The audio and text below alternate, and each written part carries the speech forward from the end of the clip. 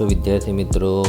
હું મનીષ સર તમારા માટે આ વિડીયોમાં ધોરણ 8 મેથ્સ ચેપ્ટર 3 ચતુષ્કોણની સમજનો પાર્ટ 3 લઈને આવ્યો છું કે જેમાં હું તમને ચતુષ્કોણના પ્રકાર અને તેના ગુણધર્મો સમજાવીશ. વિદ્યાર્થી મિત્રો, પાર્ટ 3માં તમારે ચતુષ્કોણના પ્રકાર ભણવાના છે. તમે અત્યાર સુધી આ પ્રકરણમાં શું ભણ્યા કે સરળ વક્ર કોને કહેવાય, બરાબર? પછી એ સરળ વક્રમાં બંધ સરળ વક્ર કોને કહેવાય, પછી એમાં બહુકોણ કોને કહેવાય, પછી બહુકોણના પ્રકારો ભણ્યા: બહિર્મુખ બહુકોણ, અંતર્મુખ બહુકોણ, નિયમિત બહુકોણ, અનિયમિત બહુકોણ. તો એ જે બહુકોણ ભણ્યા, બહુકોણના પ્રકાર ભણ્યા, એમાં બહુકોણના પ્રકારો ત્રિકોણથી શરૂ થાય. ત્રિકોણ, ચતુષ્કોણ, પંચકોણ, ષષ્ઠકોણ કરતાં એ બધા બહુકોણના પ્રકારો છે બાજુઓની સંખ્યાને આધારે. હવે એ જે ચતુષ્કોણ છે એમાં એ ચતુષ્કોણના પણ પ્રકારો હોય છે. એમાંથી 3 પ્રકારો તમારે અહીંયા ભણવાના છે.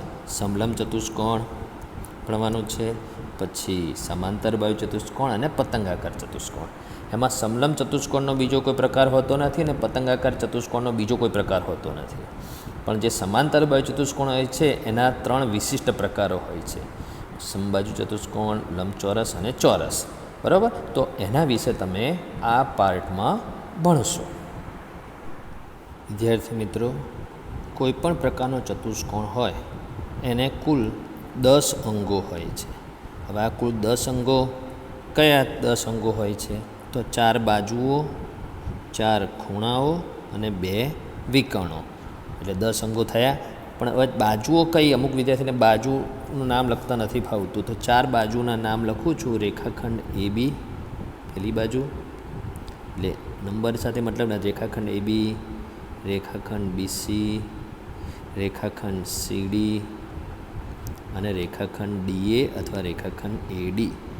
કોઈ પણ બાજુ હોય, રેખાખંડ હોય, એને 2 રીતે નામ આપે. રેખાખંડ AB ને રેખાખંડ BA પણ કહેવાય, રેખાખંડ BC ને રેખાખંડ CB પણ કહેવાય.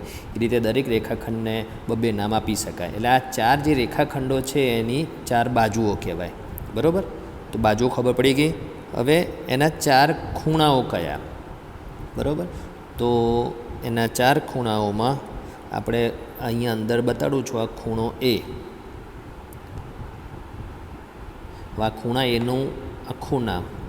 તો જે ખૂણો હોય એનું ટૂંકું નામ ત્યારે જ આપી શકાય એ બિંદુ આગળ. હવે એ બિંદુ છે, બિંદુ એ આગળ એક જ ખૂણો બને છે તો એનું ટૂંકું નામ આપી શકાય. પણ જો એ જ બિંદુ આગળ બીજો બી કોઈ ખૂણો બનતો હોય, સમજો કે અત્યારે હું આને આ રીતે લંબાવું છું, તો બિંદુ એ આગળ એક બીજો બી ખૂણો બને છે. બરાબર? એને હું અહીંયા અલગ કલરથી બતાવું છું. બહિષ્કોણ છે, તમને ખબર છે. પણ ચતુષ્કોણનો ખૂણો એ જે ગ્રીન કલરથી બતાવ્યો તે કહેવાય. ત્યારે તમારે આ ખૂણાને ટૂંકું નામ ના આપી શકાય. કેમ ના આપી શકાય? કેમ કે બિંદુ એ આગળ 2 ખૂણા બને છે, એક ચતુષ્કોણની અંદર, એક ચતુષ્કોણની બહાર. ત્યારે તમારે આ ખૂણાનું આખું નામની જરૂર પડે.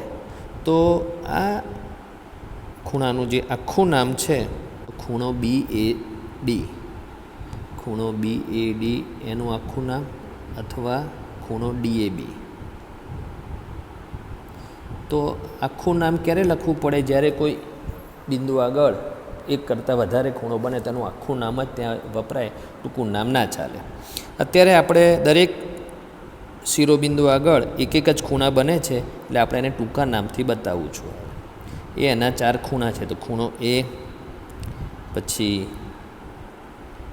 ખૂણો B, ખૂણો C અને ખૂણો D. એ ચતુષ્કોણના 4 ખૂણા થયા, જે મેં અત્યારે હાલ બતાડ્યા તે. તો 4 બાજુ ખબર પડી ગઈ, 4 ખૂણા ખબર પડી ગયા, 2 વિકર્ણ. તો આ ફૂટપટ્ટીથી બિંદુ A અને બિંદુ Cને જોડી દઈશ એટલે વિકર્ણ બનશે. તો આ એક વિકર્ણ બન્યો, વિકર્ણ રેખાખંડ AC. તો રેખાખંડ AC એ આ ચતુષ્કોણનો એક વિકર્ણ બન્યો. હવે આ ચતુષ્કોણનો બીજો વિકર્ણ બનાવવો હોય તો એના 2 ક્રમિક ના હોય તેવા શિરોબિંદુને જોડવાથી બને. તો આ બીજો રેખાખંડ જે મેં દોર્યો એ રેખાખંડ BD એ બીજો વિકર્ણ બન્યો. તો આ રીતે ચતુષ્કોણને 2 વિકર્ણ હોય છે. ચતુષ્કોણ આપણે ભણવાના છે પ્રકાર, તો એના 10 ટોટલ અંગો હોય છે. 4 બાજુ, 4 ખૂણા અને 2 વિકર્ણ. શિરોબિંદુ બી 4 છે. બિંદુ એ, બિંદુ બી, બિંદુ સી અને બિંદુ ડી એ આ ચતુષ્કોણના 4 શિરોબિંદુઓ છે. પણ ચતુષ્કોણના શિરોબિંદુ એ ચતુષ્કોણના અંગમાં ગણવાના નથી, કેમ કે બાજુના નામમાં શિરોબિંદુ આવી જ જાય છે, એટલે આપણે એને અલગથી અંગ નથી ગણવાનું. ધારો કે આપણા શરીરના અંગને હાથને અંગ ગણી લઈએ તો પછી આંગળીઓ અલગ અંગમાં ગણવાનું હોતું નથી. એ રીતે તો ટોટલ 10 અંગો ચતુષ્કોણના તમે સમજી ગયા છો. ચતુષ્કોણ ગમે તે પ્રકારનો હોય. હવે વિદ્યાર્થી મિત્રો, ચતુષ્કોણમાં સામસામેની બાજુઓની કે સામસામેના ખૂણાઓની કુલ 2 જોડ હોય છે, અને પાસેની બાજુઓની કે પાસેના ખૂણાઓની 4 જોડ હોય છે. હવે આ આકૃતિની મદદથી પહેલાં તો હું સામસામેની બાજુઓની 2 જોડ બતાવું છું. સામસામેની બાજુઓની 2 જોડ. તો પહેલી જોડ રેખાખંડ AB ની સામેની બાજુ રેખાખંડ CD. તો આ પહેલી જોડ થઈ. જોડમાં હંમેશા 2 હોય, બરાબર. તો રેખાખંડ AB અને રેખાખંડ CD એ સામસામેની બાજુની પહેલી જોડ. નંબર એટલે એક જોડ થઈ, નંબર પ્રમાણે નહીં આપણે જોવાનું. બીજી જોડ રેખાખંડ BC એ આપણે હવે આ ડબલ નિશાની કરીને બતાડું છું. તો રેખાખંડ BCની સામે રેખાખંડ AD છે. તો રેખાખંડ BCની સામે રેખાખંડ AD એ બીજી જોડ. તો આ જે બતાડ્યું એ સામસામેની બાજુઓની 2 જોડ બતાડી. તો સામસામેની બાજુની જોડ કોને કહેવાય સમજ પડી ગઈ. અને ચતુષ્કોણમાં સામસામેની બાજુની 2 જ જોડ હોય, 2થી વધારે નહીં, 2થી ઓછી નહીં. સામસામેની બાજુની 2 જોડ. હવે એ જ રીતે સામસામેના ખૂણાઓની પણ 2 જોડ હોય છે. પહેલાં ખૂણો A લખું, ખૂણો A. તો જોડ ના થઈ ગઈ, જોડમાં 2 અંગો હોવા જોઈએ. તો ખૂણા એની સામે ખૂણો C, સામેનો ખૂણો કોને કહેવાય તે પહેલી જોડ, એટલે મતલબ એક જોડ. હવે ખૂણો B લઉં છું અલગ નિશાનીથી. અલગ નિશાની પડવાનો અત્યારે હેતુ છે જે અલગ દેખાય. અને ખૂણો D, ખૂણો D. તો આ 2 જોડ સામસામેના ખૂણાઓની થઈ. તમારા ઘરે રૂમ હોય છે તો સામસામેની દિવાલ કોને કહેવાય તમને ખબર છે. એ રીતે અહીંયા સામસામેની બાજુઓ. તમારા ઘરે રૂમમાં પણ ખૂણા હોય છે, તો એક ખૂણો લઈ લો તો એને સામેનો ખૂણો કયો હોય એ તમને ખબર હોય. તો એ રીતે અહીંયા ચતુષ્કોણમાં સામસામેની બાજુ અને સામસામેના ખૂણાઓની 2 જોડ તમને બતાવી દીધી, બરાબર. હવે પાસેની બાજુઓની 4 જોડ કઈ રીતે. રેખાખંડ AB, તો એની પાસે આપણે ક્લોકવાઇઝ જઈએ તો રેખાખંડ ABની પાસે રેખાખંડ BC, બરાબર. પાસે કોને કહેવાય, અડીને હોય તે બાજુમાં. તો બીજી જોડ. તો હવે રેખાખંડ BC એનું નામ ફરીથી લો. તો રેખાખંડ BCની પાસે રેખાખંડ CD, બરાબર. ક્લોકવાઇઝ જઈએ છીએ એટલે. હવે રેખાખંડ CDનું નામ ફરીથી લો. રેખાખંડ CDની પાસે રેખાખંડ DA અથવા રેખાખંડ AD. ચોથી જોડ રેખાખંડ DA નામ ફરીથી લો. ક્લોકવાઇઝ જવાનું છે આપણે. તો રેખાખંડ DAની પાસેની બાજુ રેખાખંડ AB. તમે કહો રેખાખંડ AB તો આગળ આવી ગયું. હા, દરેક નામ 2 વખત છે, પણ જોડ બીજી વખત નથી આવી. કોઈ બી જોડ રિપીટ નથી થઈ. તમારે જોડ જોવાની, એટલે 4 જોડ બની. તો આ જે 4 જોડ બની એ પાસેની બાજુઓની 4 જોડ થઈ. એ તમને ખબર પડી જશે. હવે ક્લોકવાઇઝ જવું એવું જરૂર નથી. એન્ટી ક્લોકવાઇઝ જઈને પણ તમે 4 જોડ શોધી શકો. રેખાખંડ ABની પાસે રેખાખંડ DA પહેલાં લખી શકો તો આ પહેલી જોડ થાય. પછી રેખાખંડ DAની પાસે રેખાખંડ CD તો આ બીજી જોડ થાય. તો એન્ટી ક્લોકવાઇઝ જાઓ તો પણ 4 જોડ જ મળે. તો આ રીતે પાસની બાજુની 4 જોડ તમને બતાવી. હવે પાસેના ખૂણાઓની પણ 4 જોડ હોય છે.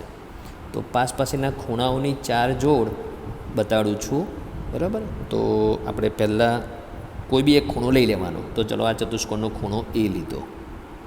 હવે એમાં પણ આપણે ક્લોકવાઇઝ જઈએ તો ખૂણા એની પાસે ખૂણો B છે, એ પાસેનો ખૂણો કહેવાય, બરાબર. આમ ક્લોકવાઇઝ જઈએ તો ખૂણા એ પછી ખૂણો B આવે એટલે એનો પાસેનો ખૂણો.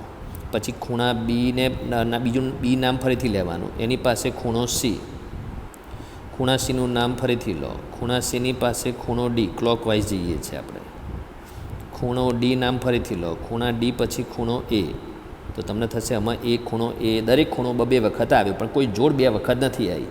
તો ક્લોકવાઇઝ જઈને બી પાસ પાસેના ખૂણાની 4 જોડ મળી. તમે એન્ટી ક્લોકવાઇઝ જઈને પણ 4 જોડ જ મળે. તો પાસ પાસેની બાજુઓની અને પાસ પાસેના ખૂણાઓની પણ 4 જોડ હોય છે. સમજી ગયા?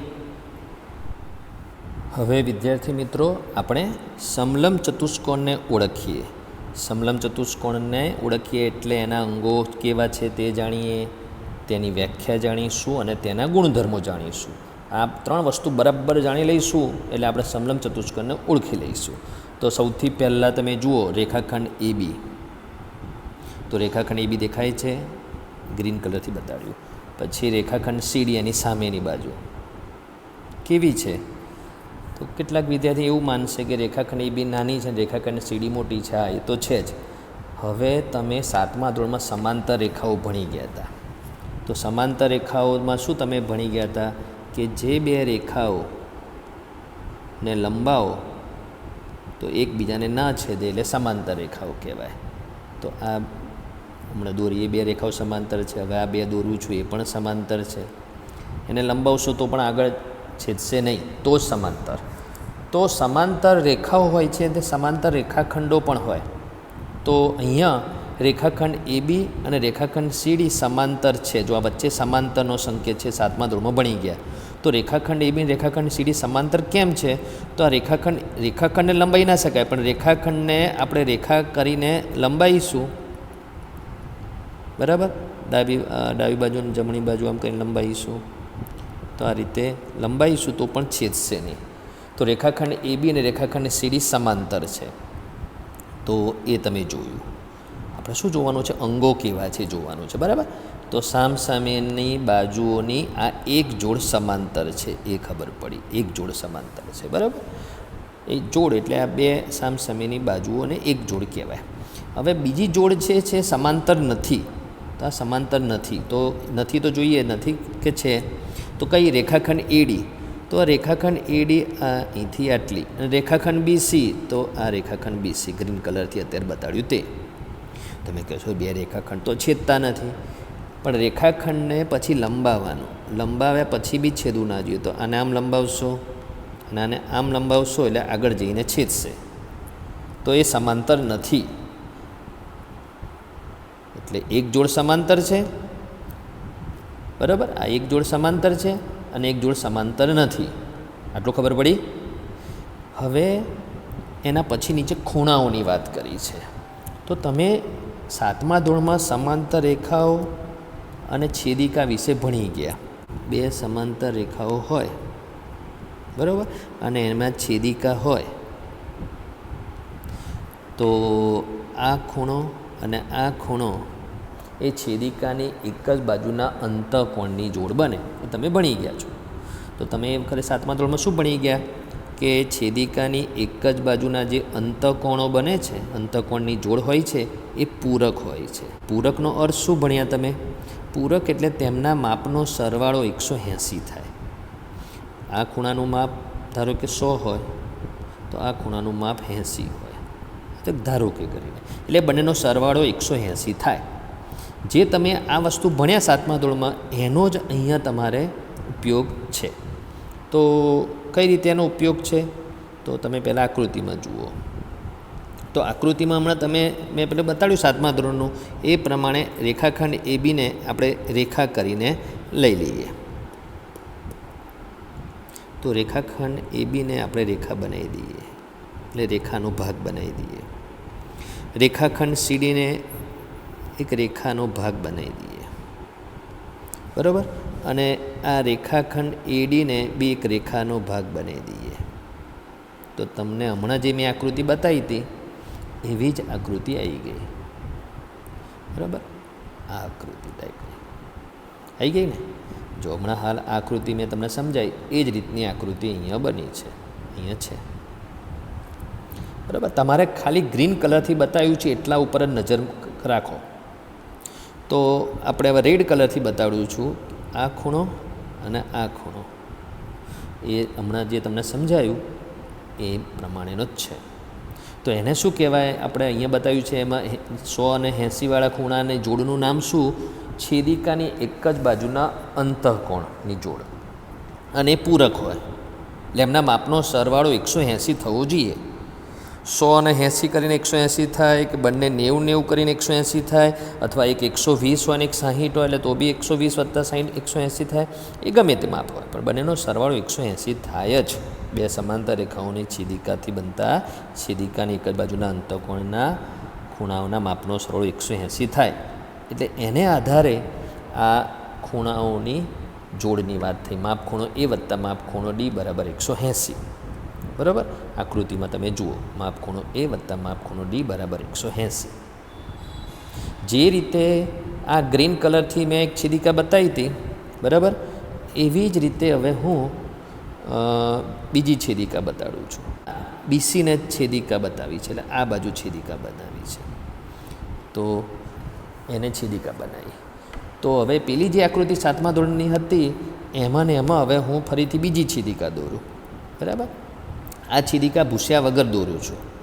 બરાબર? તમને થાય કે બે સમાંતર રેખાઓમાં ઘણી બધી છેદિકા દોરી શકાય, તો આ બીજી છેદિકા હું આ રીતે દોરું છું. તો આ બીજી છેદિકા છે. તો બીજી છેદિકામાં પણ છેદિકાની એક જ બાજુના અંતઃકોણો થાય. તો આ ખૂણો અને આ ખૂણો એ છેદિકાની એક જ બાજુના અંતઃકોણની જોડ થાય. તે પણ પૂરક હોય, એટલે એમના માપનો સરવાળો પણ 180 હોય.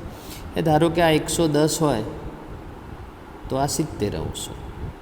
ધારો કે કીધું છે, એટલે એવું જ એક્ઝેક્ટ હોય એવું છે, પણ બંનેનો સરવાળો 180 જ થાય. 180 વધારે ને 180 ઓછો નહીં. શું શરત? બે સમાંતર રેખાઓની છેદિકાથી બનતો હોય છેદિકાની એક જ બાજુના અંતઃકોણની જોડ, તે પૂરક હોય.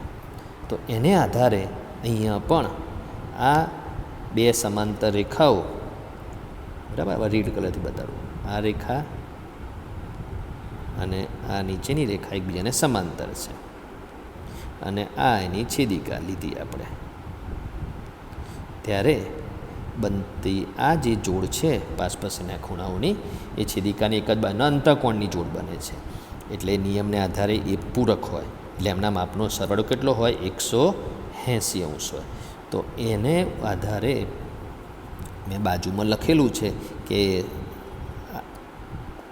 આ પૂરક હોય, A અને Dના માપનો સરવાળો 180 હોય, અને એ રીતે B અને C ના માપનો સરવાળો પણ 180° હોય. જો A અને Dનો સરવાળો ના માપનો સરવાળો 180 અને B અને Cના માપનો સરવાળો 180. તો આ આપણે સમલંબ ચતુષ્કોણની સામસામેની બાજુઓમાં એક જોડ સમાંતર છે તે જોયું, અને બીજી જોડ સમાંતર નથી. પાસપાસેના ખૂણાની ટોટલ 4 જોડ બને, એમાંથી 2 જોડ પૂરક છે.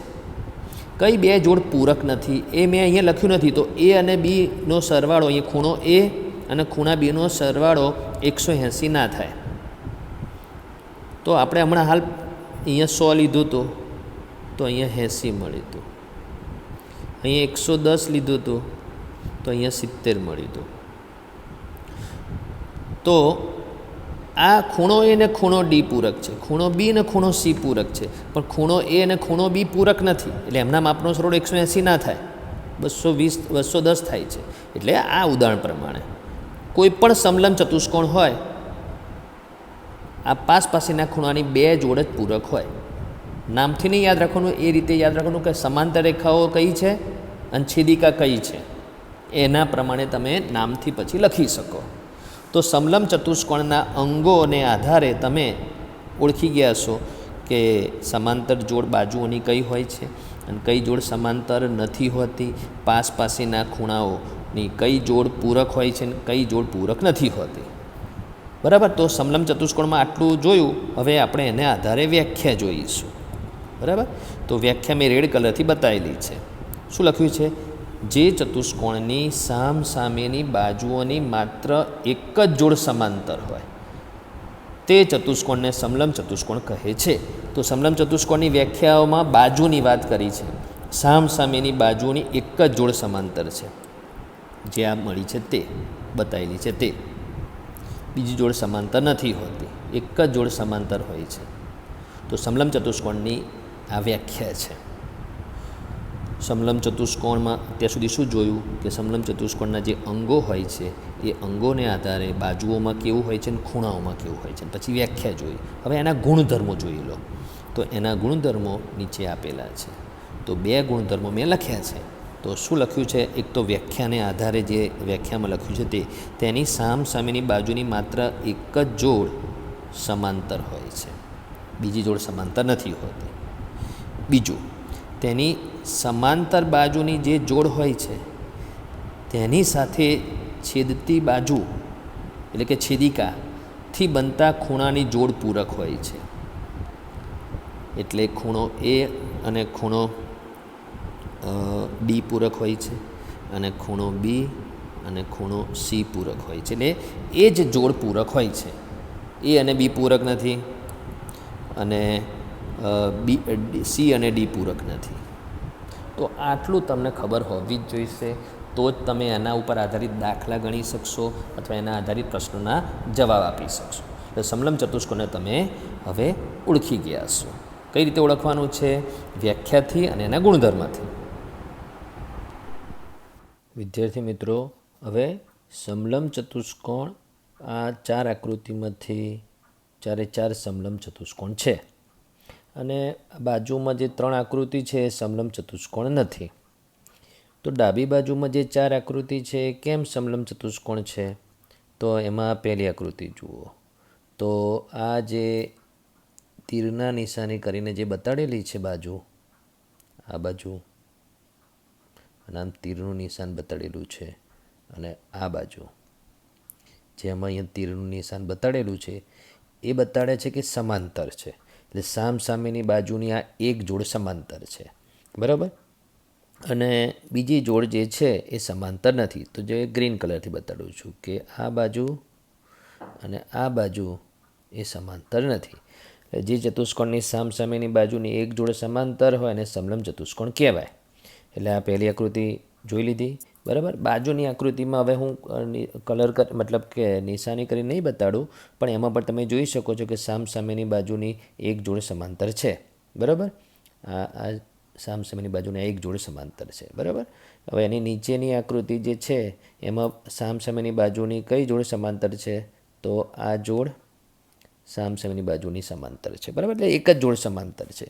અહીંયા આ એક જોડ સમાંતર છે. બીજી તમને લાગશે કે આમ તો સમાંતર જેવી છે, પણ સમાંતરથી થોડી બી જુદી હોય તો આગળ જતાં નીચેની બાજુ કે ઉપરની બાજુ જતાં છેદે. એટલે એક જ જોડ સમાંતર છે, એટલે આ સમલંબ ચતુષ્કોણ છે. તો આ 4 આકૃતિ સમલંબ ચતુષ્કોણ છે એ કારણ સાથે સમજાયું. બાજુની જે 3 આકૃતિ સમલંબ ચતુષ્કોણ કેમ નથી તે તમે જોઈ લો. તો બાજુની આકૃતિમાં તમે જોઈ શકો છો કે આ જે પહેલી આકૃતિ છે, બરાબર, એ સમલંબ ચતુષ્કોણ તો નથી જ. આગળ જતાં એને પતંગ આકારનો ચતુષ્કોણ કહીશું, પણ એ અત્યારે તો નથી ભણવાનું, એટલે સમલંબ ચતુષ્કોણ નથી. પછી આ આકૃતિ છે, તમને થશે કે આ બાજુ અને આ બાજુ સામસામેની બાજુની આ એક જોડ તો સમાંતર છે. તો પછી આને સમલંબ ચતુષ્કોણ કેમ ના કહેવાય? તો એટલા માટે ના કહેવાય કે આ ચતુષ્કોણને 5 બાજુઓ છે. આ 1, આ 2, પછી આ 3, પછી આ 4 અને 5. એટલે આ સમલંબ ચતુષ્કોણ નથી, બરાબર. તો સમલંબ ચતુષ્કોણ થવા માટે પહેલાં તો એ ચતુષ્કોણ હોવો જોઈએ અને સામસામેની બાજુની એક જોડ સમાંતર હોવી જોઈએ. અને આ ત્રીજી આકૃતિમાં પણ કોઈ જોડ સમાંતર નથી સામસામેની બાજુની, બરાબર. એટલે આ 3 આકૃતિઓ સમલંબ ચતુષ્કોણ નથી. હવે સમલંબ ચતુષ્કોણમાં આમ જોવા જઈએ તો કોઈ પ્રકાર નથી, પણ સમલંબ ચતુષ્કોણમાં એક પ્રકાર છે. તો એ કેવો હોય કે જેનું પછી નામ અલગ આપી શકાય? તો અહીંયા બાજુમાં એ દોરેલો છે. તો આ જે સમલંબ ચતુષ્કોણ છે એનું જો નામ મેં નથી લખ્યું, પણ આ ચતુષ્કોણમાં શું છે તો જોઈ લો શું છે. તો એડી બરાબર બીસી લખેલું છે. એટલે એડી જે ગ્રીન કલરથી નિશાની પડેલી છે એડી જોઈ લો, બરાબર. એ એડી અને બીસીના માપ સમાન છે. એ માપ મેં કેટલા માપનું છે નથી લખ્યું. અત્યારે માની લો કે આશરે લખું કે આ માપ છે ધારો કે 6 સેમી, આ માપ છે 6 સેમી, એ રીતે. હવે ઉપરની બાજુ એ બીનું માપ નથી આપ્યું, પણ હું ધારો કે એને 5 સેમી લખું છું, અને નીચે સીડીનું માપ નથી આપ્યું, હું ધારો કે 8 સેમી લખું છું. હવે જે એ બી અને સીડી જે જુદા માપના છે 5 અને 8, એ કેવા છે આકૃતિમાં? તો એ બી અને સીડી સમાંતર છે, સામસામેની બાજુની એક જોડ સમાંતર છે. અને જે 6 સેમી વાળું જે છે એડી અને બીસી, એ કેવા છે? તો એના માપ સમાન છે. તો જો કોઈ સમલંબ ચતુષ્કોણમાં સામસામેની બાજુની એક જોડ તો સમાંતર હોય જ, પણ જે જોડ સમાંતર નથી એના માપ સમાન હોય, સમાંતર ના હોય એવી બાજુના માપ સમાન હોય. તો તમે બોલો તો આ ચતુષ્કોણમાં 4 બાજુમાંથી કેટલી બાજુના માપ સમાન છે? તો 2 બાજુના માપ સમાન છે. તો એવા સમલંબ ચતુષ્કોણને સમદ્વિ બાજુ સમલંબ ચતુષ્કોણ કહેવાય. બરાબર? એટલે સમદ્વિ એટલે 2 બાજુ સમાન સમલંબ ચતુષ્કોણ.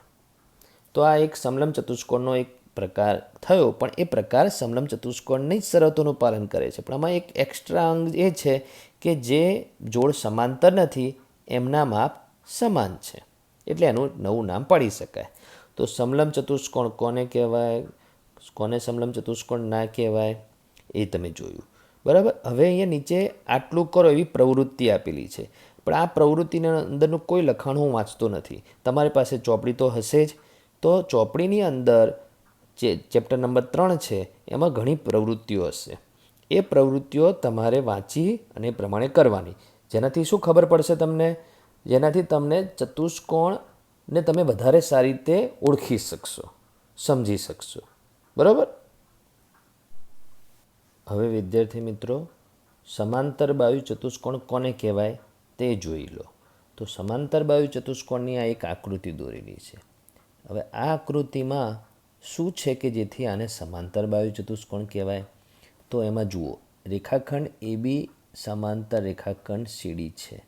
એટલે રેખાખંડ એ બી અને રેખાખંડ સીડી સમાંતર છે, એટલે સામસામેની બાજુની આ એક જોડ સમાંતર છે. અને રેખાખંડ એડી સમાંતર રેખાખંડ બીસી પણ છે, એટલે રેખાખંડ એડી અને રેખાખંડ બીસી પણ સમાંતર છે, એટલે સામસામેની બાજુની બંને જોડ સમાંતર છે. કોઈપણ ચતુષ્કોણમાં સામસામેની બાજુની 2 જોડ હોય, અને જો બંને જોડ સમાંતર હોય તો તેવા ચતુષ્કોણને સમાંતર બાજુ ચતુષ્કોણ કહેવાય. એની વ્યાખ્યા પણ થઈ ગઈ. તો જો વ્યાખ્યા રેડ કલરથી મેં લખી છે કે જે ચતુષ્કોણની સામસામેની બાજુની બંને જોડ સમાંતર હોય તો તે ચતુષ્કોણને સમાંતર બાજુ ચતુષ્કોણ કહે છે. એટલે આ જેમાં સૌથી પહેલું લખેલું છે સંકેતમાં, એનાથી સમાંતર બાજુ ચતુષ્કોણની ઓળખ થઈ જાય છે. તો આ બીજું આ શું લખેલું છે? ખૂણા ઉપર આધારિત. અને આવું કેમ લખેલું છે તો એ જોઈ લો. તો માપ ખૂણો એ વત્તા માપ ખૂણો બી બરાબર 180 લખેલું છે, એટલે પાસપાસીના ખૂણાની જોડ પૂરક છે, એટલે એમનો માપનો સરવાળો 180 થાય. એવું કેમ લખેલું છે? કેમ કે મેં તમને સમલંબ ચતુષ્કોણમાં શું સમજાવ્યું હતું કે સમાંતર બાજુઓની જો કોઈ છેદિકા હોય તો છેદિકાની એક જ બાજુના અંતઃકોણો પૂરક હોય. તો એ નિયમને આધારે આ માપ ખૂણો એ અને માપ ખૂણો બીનો માપનો સરવાળો 180 અંશ થાય છે. બરાબર? તો એ જ પ્રમાણે પાસપાસીના ખૂણાની 4 જોડ પૂરક છે, એટલે 4 જોડના માપનો સરવાળો 180 થાય. એ આ મેં અહીંયા લખેલું છે. તો સમાંતર બાજુ ચતુષ્કોણની મેન સમજ છે, મેન યાદ રાખવાની વસ્તુ છે કે તેની સામસામેની બાજુની બંને જોડ સમાંતર હોય. એ સિવાય બીજા જો એના 4 ગુણધર્મો હોય છે. એટલે ટોટલ સમાંતર બાજુ ચતુષ્કોણના કુલ 5 ગુણધર્મો છે. 5 ગુણધર્મોમાં બાજુ પર આધારિત 2 ગુણધર્મ, બાજુ પર આધારિત 2 ગુણધર્મ, પછી ખૂણા પર આધારિત 2 ગુણધર્મ અને વિકર્ણ પર આધારિત 1 ગુણધર્મ. એટલે ટોટલ 5 ગુણધર્મો સમાંતર બાજુ ચતુષ્કોણના છે. પણ આ 5 ગુણધર્મમાંથી મુખ્ય ગુણધર્મ એ સૌથી ઉપર લખેલો છે, તે શું કે સામસામેની બાજુની બંને જોડ સમાંતર હોય જે ચતુષ્કોણની, બરાબર, તે ચતુષ્કોણને સમાંતર બાજુ ચતુષ્કોણ કહેવાય. એ એનો મુખ્ય ગુણધર્મ છે. એટલે 5 ગુણધર્મમાંથી એક ગુણધર્મ મુખ્ય છે, એ આ. બરાબર? એની મદદથી વ્યાખ્યા થઈ છે. તો એ સિવાયના 4 એટલે ટોટલ 5 એ 5 ગુણધર્મો હવે હું સમજાવું છું. સમાંતર બાજુ ચતુષ્કોણના જે ટોટલ 5 ગુણધર્મો છે બરાબર, એમાં 5મો ગુણધર્મ હું પહેલાં સમજાવું છું બરાબર. તો 5મો ગુણધર્મ કેમ પહેલાં સમજાવું છું એનું કોઈ એવું કારણ નથી, પણ આપણે આકૃતિની અંદર જે વિકર્ણ પહેલેથી મેં દોરી રાખેલા છે બરાબર. અને 5મો ગુણધર્મ શું કહે છે? વિકર્ણો એકબીજાને દુભાગે એટલે બે સરખા ભાગ કરે. તો વિકર્ણોમાં આ સમાંતર બાજુ ચતુષ્કોણમાં એસી વિકર્ણ છે, રેખાખંડ એસી વિકર્ણ અને રેખાખંડ બીડી વિકર્ણ. તો આ બંને વિકર્ણો એકબીજાને દુભાગે છે એટલે વચ્ચે છેદબિંદુનું નામ એમ આપેલું છે. એટલે રેખાખંડ એ એમ અને રેખાખંડ એમ સીના માપ સરખા, રેખાખંડ બી એમ અને રેખાખંડ એમ ડીના માપ સરખા. આ બંનેના માપ સરખા થવાનું કારણ બંને વિકર્ણો છે એકબીજાને દુભાગે છે એટલે બરાબર. તો 5મો ગુણધર્મ સમજી ગયા કે સમાંતર બાજુ ચતુષ્કોણના બંને વિકર્ણો એકબીજાને દુભાગે છે. હવે પહેલો ગુણધર્મ જે વ્યાખ્યામાં આવતું હતું તે છે કે સામસામેની બાજુની બંને જોડ સમાંતર બરાબર. એ તો વ્યાખ્યામાં આવી ગયું, મેં તમને સમજાવી દીધું. પછી બીજો ગુણધર્મ જે છે નંબર સાથે કોઈ મતલબ નથી, 2 ગુણધર્મ બાજુના, 2 ગુણધર્મ ખૂણાના અને 1 ગુણધર્મ વિકર્ણનો બરાબર. એટલે 5મો ગુણધર્મ મેં સૌથી પહેલાં સમજાવ્યો, એ 5મો નંબરનો લખો, 3જા નંબરનો લખો કે ગમે તે નંબરનો લખો. લખવાનું પૂછે કે ના પૂછે તમારે યાદ રાખવાનું છે. હવે જ્યાં બીજો ગુણધર્મ શું કહે છે કે એ બી બરાબર સીડી, એટલે એ બી અને સીડીના માપ સરખા હોય. એટલે એ બીનું માપ ધારો કે 6 સેમી હોય તો સીડીનું માપ 6 સેમી. પછી એડી બરાબર બીસી, એટલે એડીનું માપ ધારો કે 5 સેમી હોય તો બીસીનું માપ 5 સેમી. એટલે સામસામેની બાજુના માપ સમાન. અને પહેલો ગુણધર્મ લખ્યો સામસામેની બાજુઓ સમાંતર, એટલે સમાન હોવું અને સમાંતર હોવું બંનેમાં ફરક છે. તો એ 2 ગુણધર્મ મેં તમને સમજાવ્યા બાજુ પર આધારિત. હવે આ જે ચોથા નંબરનો ગુણધર્મ મેં તમને આગળ સમજાવી દીધો હતો, એ શું કહે છે? પાસેના ખૂણાઓના માપનો સરવાળો 180 થાય. એ અને બી પાસેના ખૂણા કહેવાય, સી અને ડી પાસેના ખૂણા કહેવાય બરાબર. એ રીતે બી અને સી પાસેના ખૂણા કહેવાય અને ડી અને એ પાસેના ખૂણા કહેવાય. એમના માપનો સરવાળો 180 બરાબર. એ સમાંતર બાજુ ચતુષ્કોણના પાસેના ખૂણાઓની 4 જોડ પૂરક હોય છે. તો એ તમારે યાદ રાખવાનું. અને પછી ત્રીજા નંબરનું જે છે નંબર સાથે મતલબ નથી, પણ એક જે અહીંયા ત્રીજા નંબરમાં લખ્યું છે કે સામેના ખૂણાઓના માપ સમાન. એટલે એ અને સીનું માપ સમાન, ખૂણા એ અને ખૂણા સીનું માપ સમાન, ખૂણા બી અને ખૂણા ડીનું માપ સમાન. તો એના માટે આપણે એક ઉદાહરણથી સમજાવું. તો ધારો કે ખૂણા એનું માપ 100° છે, તો ખૂણા સીનું માપ પણ 100°. પછી ખૂણા બીનું માપ 80° છે, તો ખૂણા ડીનું પણ 80°. તો આ જે મેં લખ્યું ઉદાહરણ માપ લખ્યું એ ખાલી એક ઉદાહરણ છે. 80 જ હોય ને 100 જ હોય એવું જરૂરી નથી, પણ મેં જે આ ઉદાહરણ લખ્યું એમાં તમે જુઓ ત્રીજા અને ચોથા બંને ગુણધર્મનું પાલન થાય છે ખૂણામાં. તો સામેના ખૂણાના માપ સમાન, એ અને સી સમાન, તો જોઈ લો એ અને સીના માપ સમાન. પછી બી અને ડીના માપ સમાન, તો તમે ઉદાહરણમાં જુઓ બી અને ડીના માપ સમાન. પછી ચોથા ગુણધર્મ છે કે એ અને બીના માપનો સરવાળો 180, દરેક પાસેના ખૂણાના માપનો સરવાળો 180. તમે એ અને બીનો સરવાળો કરો કે બી અને સીનો સરવાળો કરો કે સી અને ડીના માપનો સરવાળો કરો કે ડી અને એના માપનો સરવાળો કરો, 180 થાય છે ને. તો આ સમાંતર બાજુ ચતુષ્કોણના 5 ગુણધર્મો યાદ રાખવાના છે. સમજી ગયા વિદ્યાર્થી મિત્રો? સમાંતર બાજુ ચતુષ્કોણના 3 વિશિષ્ટ પ્રકારો છે. તો એમાં એક સમબાજુ ચતુષ્કોણ એ એનો પહેલો વિશિષ્ટ પ્રકાર છે. નંબર સાથે મતલબ નથી, પણ આ એનો એક વિશિષ્ટ પ્રકાર છે, સમાંતર બાજુ ચતુષ્કોણનો પ્રકાર છે. તો સમબાજુ ચતુષ્કોણને કેવી રીતે ઓળખીશું? તો પહેલાં આકૃતિ જુઓ. તો આ આકૃતિ તમને સમાંતર બાજુ ચતુષ્કોણ જેવી જ દેખાય છે, છતાં આને નામ કેમ અલગ પાડવું પડ્યું? તો એની બાજુમાં જુઓ. તો અહીંયા બાજુમાં શું લખ્યું છે કે રેખાખંડ એ બી એકરૂપ રેખાખંડ બીસી, એકરૂપ રેખાખંડ સીડી, એકરૂપ રેખાખંડ ડીએ. એટલે 4 રેખાખંડો એકરૂપ છે, એટલે 4 બાજુઓ એકરૂપ છે. એટલે 4 બાજુના માપ સમાન છે. એના લીધે આનું નામ નવું પડ્યું સમબાજુ ચતુષ્કોણ. છે તો સમાંતર બાજુ ચતુષ્કોણ જ, પણ એમાં 4 બાજુના માપ સમાન હોવાથી એનું નવું નામ પડ્યું સમબાજુ ચતુષ્કોણ. એટલે વ્યાખ્યા પણ તમે જુઓ, જે સમાંતર બાજુ ચતુષ્કોણની 4 બાજુના માપ સમાન હોય તે ચતુષ્કોણને સમબાજુ ચતુષ્કોણ કહે છે. તો સમબાજુ ચતુષ્કોણ એ સમાંતર બાજુ ચતુષ્કોણનો એક વિશિષ્ટ પ્રકાર છે, જેમાં 4 બાજુના માપ સમાન આપેલા હોય એટલા માટેનું નવું નામ પાડ્યું. હવે આ સમબાહુ ચતુષ્કોણમાં ટોટલ 8 ગુણધર્મો છે. 8 ગુણધર્મો. તો 8 ગુણધર્મોમાં સમાંતર બાજુ ચતુષ્કોણના પોતાના 5 ગુણધર્મો, જે મેં તમને આગળ સમજાય એ 5 ગુણધર્મો તો ખરા જ, અને બીજા 3 નવા ગુણધર્મો. તો 5 ગુણધર્મો મેં તમને સમાંતર બાજુ ચતુષ્કોણના સમજાયા એ તો ખરા જ આના, અને 3 જે નવા છે એ જ તમારે હવે એને યાદ રાખવાના છે. તો 3 નવા ગુણધર્મો સમજાવું છું.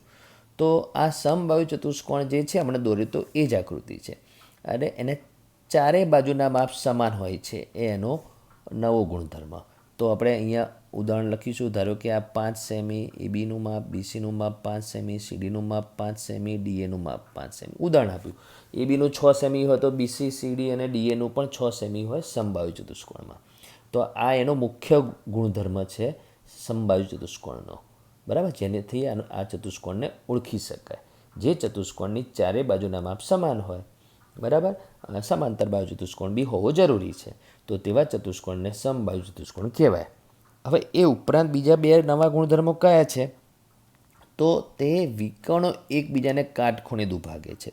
તો વિકર્ણો એકબીજાને કાટખૂણે દુભાગે છે એ બતાવવા માટે મારે 2 વિકર્ણો દોરવા પડશે, અને 2 વિકર્ણો દોરી અને હું તમને સમજાવું છું. વિદ્યાર્થી મિત્રો, હવે આ સમબાહુ ચતુષ્કોણમાં બે વિકર્ણો મેં દોરી દીધા છે, રેખાખંડ એસી અને રેખાખંડ બીડી. તો તમે શું જુઓ છો કે આ વિકર્ણો મેં જે દોર્યા છે એમાં અહીંયા મેં એક રેડ કલરથી જે નિશાની બતાવી છે, બરાબર, અત્યારે હું એને ગ્રીન કલરથી, મતલબ કે બ્લુ કલરથી હું એને અહીંયા બતાડું છું. આ શું બતાડે? 90નું કાટખૂણાનું ચિહ્ન બતાડે છે. તો વિકર્ણો એકબીજાને દુભાગે છે એ તો સમાંતર બાહુ ચતુષ્કોણનો ગુણધર્મ તો છે જ, એ તો ખરું જ, કેમ કે સમબાહુ ચતુષ્કોણ એ સમાંતર બાહુ ચતુષ્કોણ તો પહેલાં છે જ, એટલે એના 5 ગુણધર્મો તો અહીંયા છે જ. વધારાના જે ગુણધર્મો છે એ તમારે અહીંયા સમજવાના છે. તો એમાં જે આ બીજા નંબરનો શું લખ્યો છે? વિકર્ણો એકબીજાને કાટખૂણે દુભાવે. કાટખૂણે શબ્દ ના લખ્યો તો એ 5મો ગુણધર્મ તમને મેં સમાંતર બાહુ ચતુષ્કોણમાં સમજાયો હતો. વિકર્ણો એકબીજાને દુભાગે છે, પણ આ કાટખૂણે દુભાગે છે એ એનો એક સ્પેશિયલ ગુણધર્મ થયો. એટલે અહીંયા 90નો ખૂણો બને છે.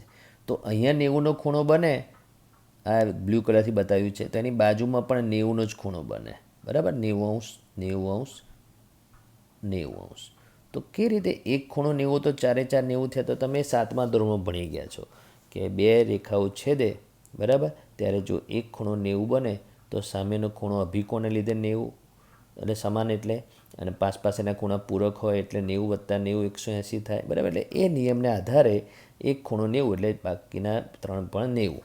તો એ સમજને આધારે બીજો વિશિષ્ટ ગુણધર્મ પણ તમે સમજી ગયા છો, વિકર્ણો એકબીજાને કાટખૂણે દુભાગે. પછી જે ત્રીજો ગુણધર્મ લખ્યો છે એ શું લખ્યો છે? વિકર્ણો સામસામેના ખૂણાને પણ દુભાગે. સામસામેના ખૂણાને દુભાગે એટલે ચતુષ્કોણના સામસામેના ખૂણા, ઉદાહરણમાં આપણે અહીંયા લઈએ 100°, આ ખૂણો 100°, એ ખૂણો 100°નો, તો સી ખૂણો 100°નો. એ કઈ રીતે? સમાંતર ચતુષ્કોણમાં સામસામેના ખૂણાના માપ સમાન હોય, મેં તમને કીધું હતું. હવે એ વિકર્ણ દોર્યો મેં ગ્રીન કલરથી, એટલે 100°ના 2 સરખા ભાગ થઈ ગયા 50-50. 2 સરખા ભાગ કોના થયા? બાજુના, એટલે વિકર્ણના થયા કે ખૂણાના? ખૂણાના થયા. અને કયા ખૂણાના? સામસામેના ખૂણાના. દુભાગે એટલે 2 સરખા ભાગ થાય. તો એ સમાંતર બાહુ ચતુષ્કોણમાં ના થાય, સમબાહુ ચતુષ્કોણમાં થાય. સમબાહુ ચતુષ્કોણમાં જ વિકર્ણો સામસામેના ખૂણાને દુભાગે. સમાંતર બાહુ ચતુષ્કોણમાં એ જરૂરી નથી કે થાય. હવે એ રીતે અહીંયા ખૂણો બી 80નો છે, તો ખૂણો ડી પણ 80નો, અને એના 2 સરખા ભાગ 40-40ના થયેલા છે. કોના લીધે? વિકર્ણના લીધે. એટલે વિકર્ણો સામસામેના ખૂણાઓને પણ દુભાગે છે, એવું સમબાહુ ચતુષ્કોણમાં જ બને, સમાંતર બાહુ ચતુષ્કોણમાં ના બને. એટલે આ 3 જે ગુણધર્મો છે એ 3 ગુણધર્મો સમાંતર બાહુ ચતુષ્કોણમાં હોવા જરૂરી નથી, પણ સમબાહુ ચતુષ્કોણમાં તો હોય જ. અને આ 3 ગુણધર્મોમાં પહેલો જે ગુણધર્મ છે એ સમબાહુ ચતુષ્કોણની મેઇન ઓળખ છે. તો આ સમબાહુ ચતુષ્કોણના ટોટલ 8 ગુણધર્મો થયા. સમજી ગયા વિદ્યાર્થી મિત્રો? હવે લંબચોરસને ઓળખીએ. તો લંબચોરસ પણ સમાંતર બાહુ ચતુષ્કોણનો જ એક વિશિષ્ટ પ્રકાર છે. તો આનું નામ લંબચોરસ કેમ પડ્યું? અને સમાંતર બાજુ ચતુષ્કોણ જેવો તો દેખાતો નથી. તો કેમ નથી દેખાતો? કેમ કે એનો આ જે મેઇન ગુણધર્મ છે કે માપ ખૂણો એ બરાબર માપ ખૂણો બી બરાબર માપ ખૂણો સી બરાબર માપ ખૂણો ડી બરાબર 90°. એના લીધે બાજુની આકૃતિ સમાંતર બાજુ ચતુષ્કોણ હોવા છતાં જે સમાંતર બાજુ ચતુષ્કોણમાં દોરી હતી એના જેવી આકૃતિ દેખાતી નથી. સમાંતર બાજુ ચતુષ્કોણ જ છે, પણ એનો આ જે ગુણધર્મ છે એ ગુણધર્મથી એનું નવું નામ પડ્યું લંબચોરસ. એટલે એની વ્યાખ્યા લખી છે કે જે સમાંતર બાજુ ચતુષ્કોણના, એની થોડી પ્રિન્ટિંગ મિસ્ટેક છે, ના ચારેય ખૂણાના માપ સમાન હોય તે ચતુષ્કોણને લંબચોરસ કહે છે. તો લંબચોરસમાં ચારેય ખૂણાના માપ સમાન ને કાટખૂણા હોય એ સંકેતથી હું બતાડું કે માપ ખૂણો એ બી સી અને ડીમાં આ લંબનું ચિહ્ન એટલે 90ના માપ. તો લંબચોરસની આ મુખ્ય ઓળખ છે. લંબચોરસમાં ટોટલ ગુણધર્મો 7 હોય છે. તો લંબચોરસના જે 7 ગુણધર્મો હોય છે એ 7 ગુણધર્મોમાંથી 5 ગુણધર્મો તો સમાંતર બાજુ ચતુષ્કોણના હોય છે, 2 જ નવા હોય છે. તો એ 2 નવા ગુણધર્મ કયા છે લંબચોરસના? તો તે જોઈ લો. તો લંબચોરસના 2 નવા ગુણધર્મોમાંથી એક ગુણધર્મ જે વ્યાખ્યામાં આવ્યો તે કે ચારેય ખૂણાના માપ સમાન હોય છે. એ તો તમને સમજાવ્યું ને, એ રેડ કલરથી બતાવેલું છે આકૃતિમાં. અને બીજો ગુણધર્મ નવો, વિકર્ણોના માપ સમાન હોય છે. તો એ અહીંયા 2 વિકર્ણ છે, એસી અને બીડી. બરાબર? તો આ બંને વિકર્ણોના માપ સમાન. તો આપણે ઉદાહરણ તરીકે એસીનું માપ 10 સેમી, તો બીડીનું માપ પણ 10 સેમી. એટલે એવા આ બંનેના માપ સમાન હોય છે. તો પેલા સમાંતર બાજુ ચતુષ્કોણમાં બંને વિકર્ણોના માપ સમાન નથી હોતા. તો જુઓ અહીંયા મેં સમબાહુ ચતુષ્કોણ અને સમાંતર બાજુ ચતુષ્કોણમાં બંને વિકર્ણોના માપ સમાન હોવા જરૂરી નથી. એસી વિકર્ણ નાનો છે, બીડી વિકર્ણ એનાથી મોટો છે, પણ લંબચોરસમાં બંને વિકર્ણોના માપ સમાન છે.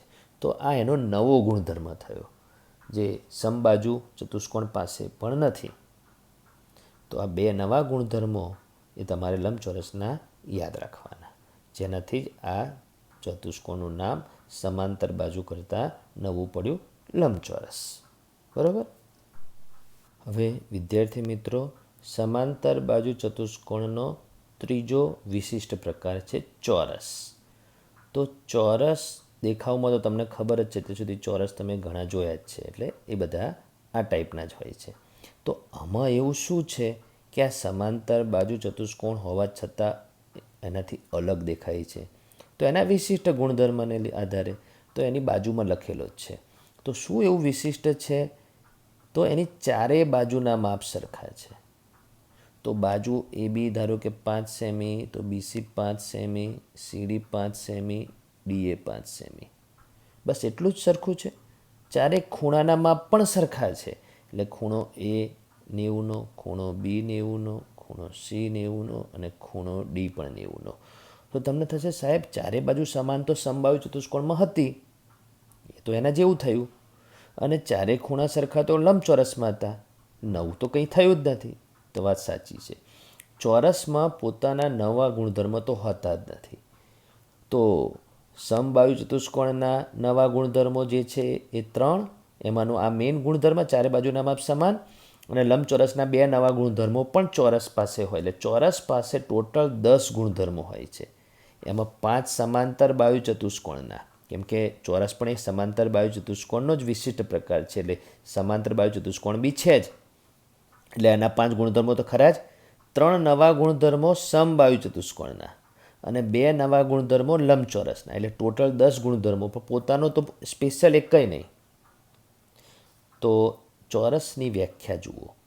જે સમાંતર બાજુ ચતુષ્કોણની ચારેય બાજુના માપ સમાન હોય અને ચારે ખૂણાના માપ પણ સમાન હોય તો તે ચતુષ્કોણને ચોરસ કહે છે.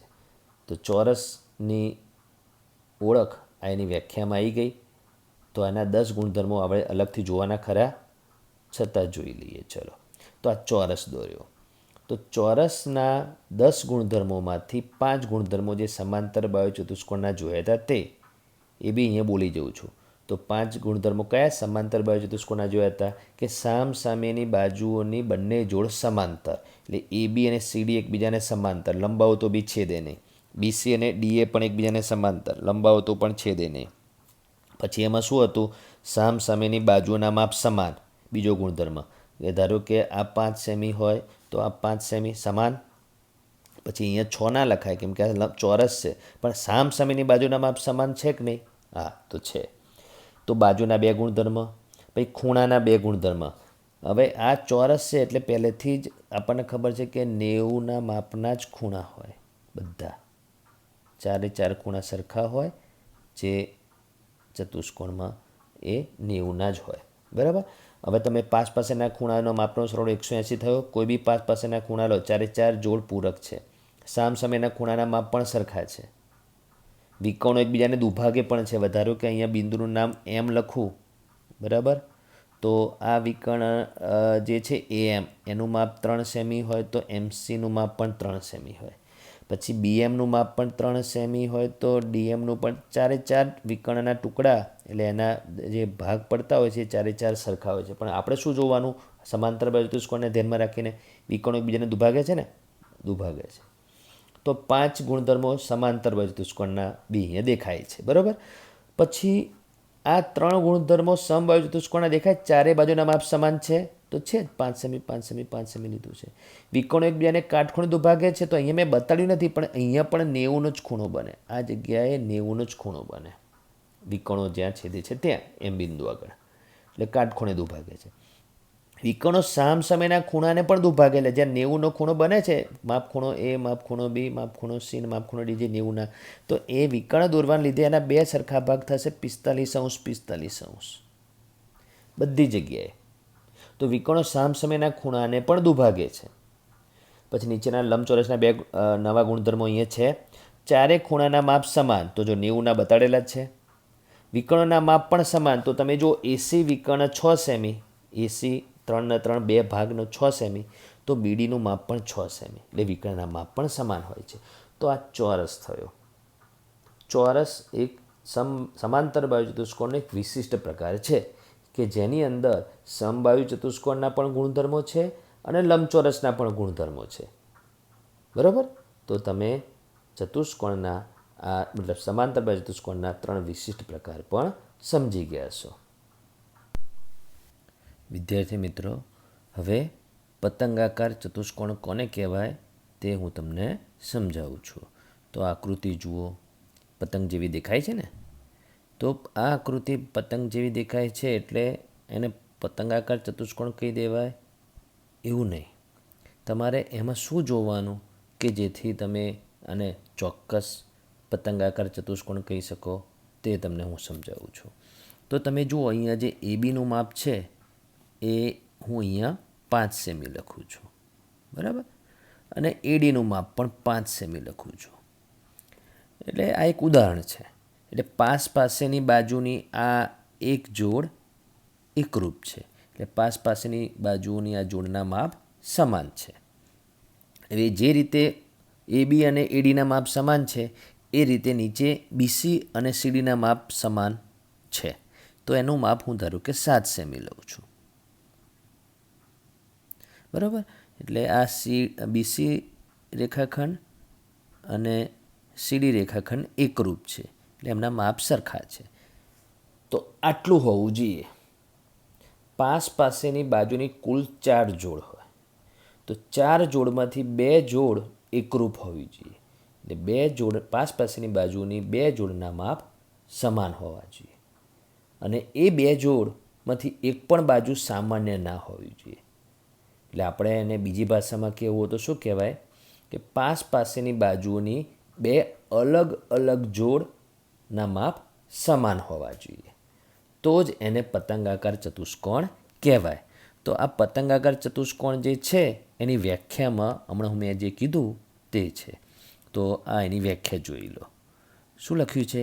જે ચતુષ્કોણની પાસેની બાજુઓની 2 અલગ અલગ જોડના માપ સમાન હોય. તો અહીંયા જે લખેલું છે ને અલગ અલગ જોડના માપ સમાન, એ બહુ જ મહત્ત્વનું છે. પાસેની બાજુઓની બે અલગ અલગ જોડના માપ સમાન હોય તો તેવા ચતુષ્કોણને પતંગાકાર ચતુષ્કોણ કહે છે. આટલું મિનિમમ જોઈએ. આનાથી વધારે હોય તો ચાલે, પણ આટલું તો જોઈએ. તો પતંગાકાર ચતુષ્કોણમાં આટલું હોય એના લીધે બીજા કયા ગુણધર્મો પણ જોવા મળે છે તે હું બતાવું. બરાબર? તો આપણે આ જે આકૃતિ છે એમાં જે માપ લખ્યા છે હું અત્યારે કાઢી નાખું છું, 7 સેમી અને 5 સેમી. બરાબર? કેમ કે હવે મારે તમને બીજા ગુણધર્મો બતાવવાના છે કે પાસેની બાજુની બે અલગ અલગ જોડના માપ સમાન હોય એના લીધે બીજા કયા ગુણધર્મો જોવા મળે છે તે. તો અહીંયા બીજા નંબરનો જે ગુણધર્મ જે છે તે જોઈ લો. તો શું કહેવા માગે છે કે ખૂણો એબીસી એકરૂપ ખૂણો એડીસી, એટલે કે ખૂણા એબીસીનું માપ અને ખૂણા એડીસીનું માપ સરખું છે. તો ખૂણો એબીસી ક્યાં કહેવાય? તો આ ખૂણો એબીસી આ રહ્યો, રેડ કલરની નિશાનીથી બતાડી હતી.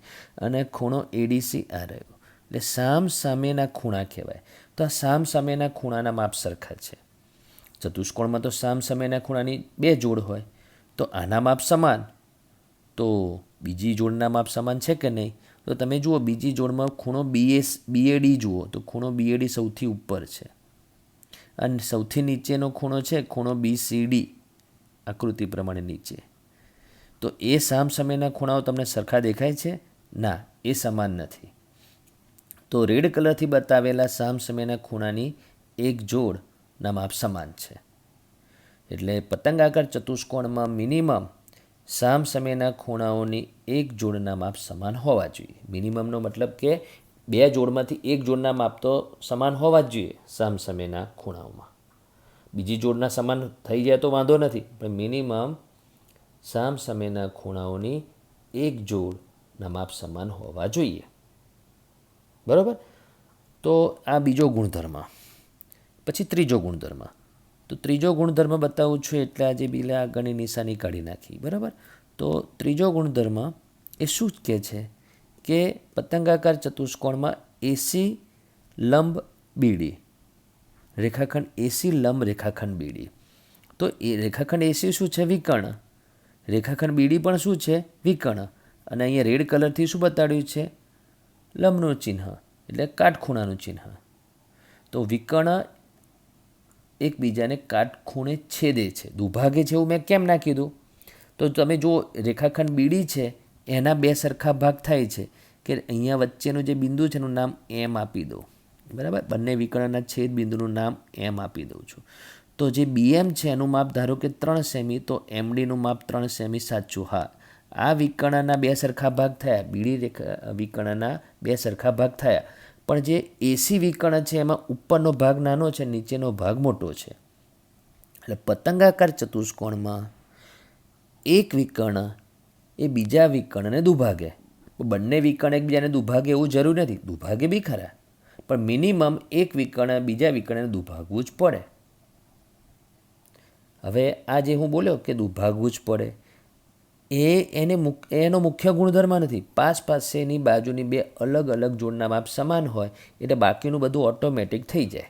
બાકીના ગુણધર્મો જે મેં કીધા, સામસામેના ખૂણાની એક જોડના માપ સમાન હોય, વિકર્ણો એકબીજાને કાટખૂણે છેદે, એક વિકર્ણ બીજા વિકર્ણને દુભાગે, એ બધું ઓટોમેટિક થઈ જાય. તો પતંગાકાર ચતુષ્કોણના આ જે ગુણધર્મો છે, બરાબર, એને મેં શબ્દમાં લખેલા છે. તો શું લખ્યું છે? વિકર્ણો પરસ્પર કાટખૂણે છેદે છે.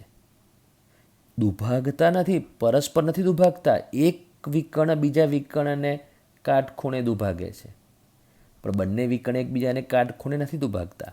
એટલે અહીંયા તમે આ જ આકૃતિ જુઓ કે આ અહીંયા બિંદુનું નામ વચ્ચેનું નામ આપી દઉં એમ બિંદુ. તો આના બે ભાગ સરખા થયા, રેખાખંડ બીએમ અને રેખાખંડ એમડીના માપ સરખા થયા, પણ ઉપરના રેખાખંડ એએમના અને એમસીના માપ સમાન નથી. બરાબર? તો અહીંયા લખ્યું જ છે બીજામાં, એક વિકર્ણ બીજા વિકર્ણને દુભાગે છે. બંને વિકર્ણ એકબીજાને દુભાગતા નથી. દુભાગે તો એ એક્સ્ટ્રામાં કહેવાય, પણ મિનિમમ આટલું થવું જોઈએ અને થાય જ. જો વ્યાખ્યા પ્રમાણેનું પાલન થતું હોય તો એક વિકર્ણ બીજા વિકર્ણને દુભાગે છે. હવે જે ત્રીજું જે છે એ શું લખ્યું છે કે સામ સામેના ખૂણાઓની બે જોડમાંથી એક જોડના ખૂણાના માપ સમાન હોય છે. તો અહીંયા ખૂણો એબીસી અને ખૂણો એડીસીના માપ સમાન છે.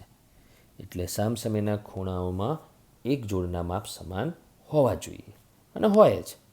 જો એ પતંગાકાર ચતુષ્કોણ હોય તો બરાબર. વ્યાખ્યા એનો મુખ્ય ગુણધર્મ છે.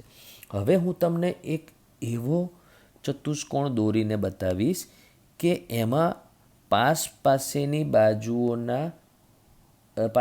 બાજુની બે જોડના માપ સમાન હશે, છતાં એ પતંગાકાર ચતુષ્કોણ નહીં હોય. તો કેમ નહીં હોય એ આકૃતિ પહેલાં સમજાવું અને પછી કારણ કહું. તો આ આકૃતિ જુઓ તમે, આ આકૃતિ. તો એમાં શું છે કે એબી અને બીસીના માપ સમાન છે.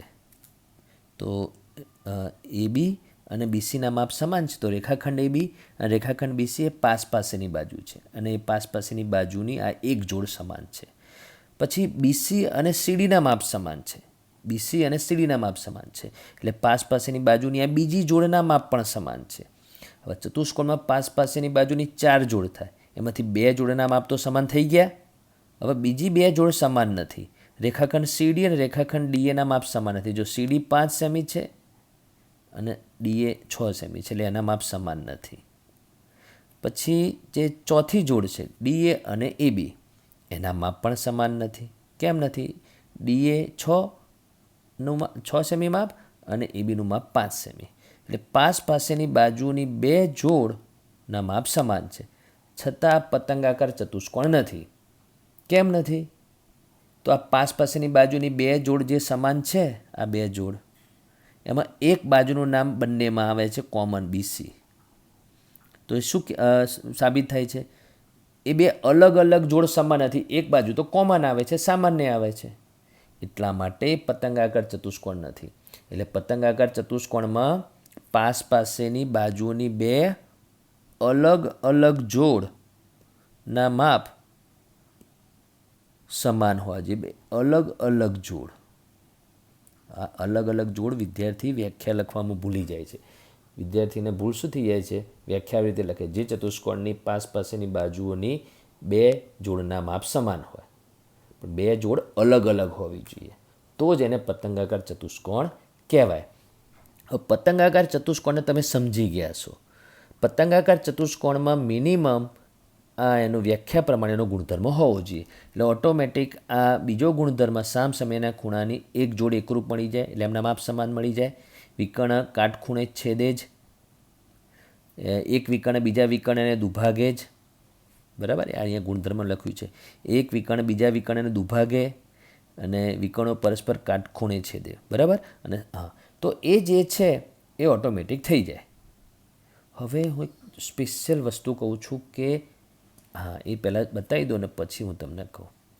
તો એ શું છે કે આ આકૃતિમાં જોઈ લો. પહેલાં આ ચોરસ છે અને બાજુમાં સમબાજુ ચતુષ્કોણ છે. તો પહેલાં ચોરસ ઉપર જ તમે નજર કરો. ચલો ચોરસને જ જુઓ ખાલી. તો આ ચોરસ છે એને પતંગાકાર ચતુષ્કોણ કહેવાય કે ના કહેવાય? ખાલી ચોરસ ઉપર જ ધ્યાન દો. આ ચોરસને પતંગાકાર ચતુષ્કોણ કહેવાય કે ના કહેવાય? તમે શું માનો છો? તો તમે એમ માનશો કે પતંગાકાર ચતુષ્કોણમાં તો ઉપર ની બાજુ કેવું હોય છે, નીચે કેવું હોય છે, એવું તો અહીંયા નથી. એ રીતે નહીં જોવાનું. પતંગાકાર ચતુષ્કોણ બનવા માટે જે હોવું જોઈએ, પાસેની બાજુઓની 2 અલગ અલગ જોડના માપ સમાન હોવા જોઈએ. પછી એનાથી વધારે ગુણધર્મો હોય તો ચાલે. તો આપણે અહીંયા જોઈ લઈએ. ચલો, તો માપ લખીશું. પહેલાં માપ લખું છું કે આ ચોરસમાં નામ આપી દો. બરાબર? તો એ બી સી ડી નામ આપ્યું આપણે. મોટાભાગે આપણે આખા ચેપ્ટરમાં અત્યાર સુધી જેટલા બી ચતુષ્કોણ છે મોટાભાગે મેં ABCD નામ આપ્યું છે. એવું જરૂર નથી આપણે PQRS XYZW એવું ગમે તે નામ આપી શકાય ચતુષ્કોણનું. બરાબર? તો આ ABCDમાં એબીનું માપ 3 સેમી. બરાબર? અત્યારે હું લખતો નથી. 3 સેમી. AB BC CD અને D 3 સેમી માની લો. ચોરસ એટલે ચારે બાજુના માપ સમાન હોય. બરાબર? હવે એમાં હું વચ્ચે વિકર્ણ દોરું છું. બરાબર? તો એ વિકર્ણ રેખાખંડ બીડી દોરું છું અને રેખાખંડ AC બીજો વિકર્ણ દોરું છું. તો બંને વચ્ચે લંબનું નિશાન એટલે કાટખૂણાનું ચિહ્ન આવે એ ચોરસના ગુણધર્મ મેં તમને સમજાવ્યું હતું. આપણે ચોરસ આમાં પતંગાકાર ચતુષ્કોણની વ્યાખ્યાનું પાલન થાય છે કે નહીં એ જોઈ લઈએ. તો અહીંયા એબીનું માપ 3 સેમી હોય, તો આ બાજુ ડીએનું માપ પણ 3 સેમી, એટલે આ એક પાસની બાજુની જોડના માપ સમાન થઈ ગયા. હવે બીસીનું માપ પણ 3 સેમી, ડીસીનું માપ પણ 3 સેમી, એટલે પાસની બાજુની આ બીજી જોડ પણ સમાન થઈ ગઈ, એકરૂપ થઈ ગઈ. આમાં તો પાસની બાજુની 4 જોડ એકરૂપ છે, પણ પતંગાકાર ચતુષ્કોણ માટેનો જે ગુણધર્મ છે પાસની બાજુની બે અલગ અલગ જોડ તો સમાન હોવી જ જોઈએ. તો હા, અલગ અલગ જોડ તો સમાન છે જ, એટલે ચોરસ પણ એક પતંગાકાર ચતુષ્કોણ કહેવાય. એટલે એ નોંધમાં લખ્યું છે કે દરેક ચોરસ અને સમબાજુ ચતુષ્કોણ પણ પતંગાકાર ચતુષ્કોણ, જેમ ચોરસ પતંગાકાર ચતુષ્કોણ છે એમ સમબાજુ ચતુષ્કોણને પણ પતંગાકાર ચતુષ્કોણ કહેવાય. તો બાજુમાં સમબાજુ ચતુષ્કોણ દોરેલો છે. હવે સમબાજુ ચતુષ્કોણમાં પણ તમે સમબાજુ ચતુષ્કોણના જે નામ છે એના આધારે જ કહી શકો કે ધારો કે આ 4 સેમી, બધા 4 સેમી 4 સેમી, બરાબર. તો આ વિકર્ણ દોર્યો, આ બીજો વિકર્ણ દોર્યો, તો એમાં પણ વિકર્ણ પરસ્પર કાટખૂણે છેદે છે અને પરસ્પર એકબીજાને દુભાગે પણ છે. આપણે વ્યાખ્યાનું પાલન થાય છે કે નહીં તે જુઓ. તો આ બાજુ અને આ બાજુ પાસની એ બાજુની એક જોડ સરખી અને પાસની બાજુની આ બીજી જોડ પણ સરખી, અને બે અલગ અલગ જોડ સરખી છે. પાસની બાજુની 4 જોડ આમાં તો સરખા માપની છે. પાસની બાજુની બે અલગ અલગ જોડ મિનિમમ સમાન માપની હોવી જોઈએ. તો ચોરસ અને સમબાજુ ચતુષ્કોણ પણ પતંગાકાર ચતુષ્કોણ કહેવાય, બરાબર. પરંતુ એનાથી ઊંધું, એટલે નોંધ નંબર પહેલામાં શું લખ્યું છે? દરેક ચોરસ અને સમબાજુ ચતુષ્કોણ એ પતંગાકાર ચતુષ્કોણ છે, બરાબર. પણ દરેક પતંગાકાર ચતુષ્કોણ ચોરસ કે સમબાજુ ચતુષ્કોણ હોય તે જરૂરી નથી. હવે અહીંયા જે પતંગાકાર ચતુષ્કોણ છે એને તમે ચોરસ ના કહી શકો, પણ અમુક પતંગાકાર ચતુષ્કોણ પહેલેથી જ ચોરસ જેવા હોય, ચોરસ જ હોય, તો પછી એ ચોરસ બની શકે. એટલે એ હોવું એ જરૂરી નથી. દરેક પતંગાકાર ચતુષ્કોણ ચોરસ હોય કે ન પણ હોય, એ રીતે દરેક પતંગાકાર ચતુષ્કોણ સમબાજુ ચતુષ્કોણ હોય અથવા ન પણ હોય. એટલે આ વાક્ય સમજવું બહુ જરૂરી છે, બરાબર. હવે હું તમને એક ચાર્ટ બતાવીશ. એ ચાર્ટની અંદર આ ચેપ્ટરમાં ચતુષ્કોણના જેટલા પ્રકાર ભણાયા એને દર્શાવેલા છે, બરાબર. એટલે એ બતાડું છું. તો આ ચાર્ટ જોઈ લો.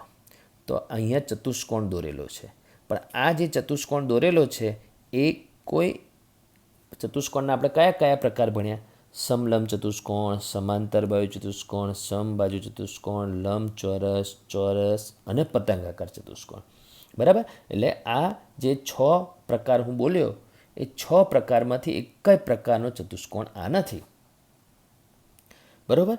હવે એ જે ચતુષ્કોણ છે એમાં પાસની બાજુની બે અલગ અલગ જોડ સરખી હોય, એટલે કે આ બાજુના આ બાજુ સરખી હોય, જે અહીંયા નથી પણ હોય, અને એ રીતે બીજી જોડ પણ સમાન હોય, તો એ પતંગ થઈ જાય, એટલે પતંગાકાર ચતુષ્કોણ થઈ જાય.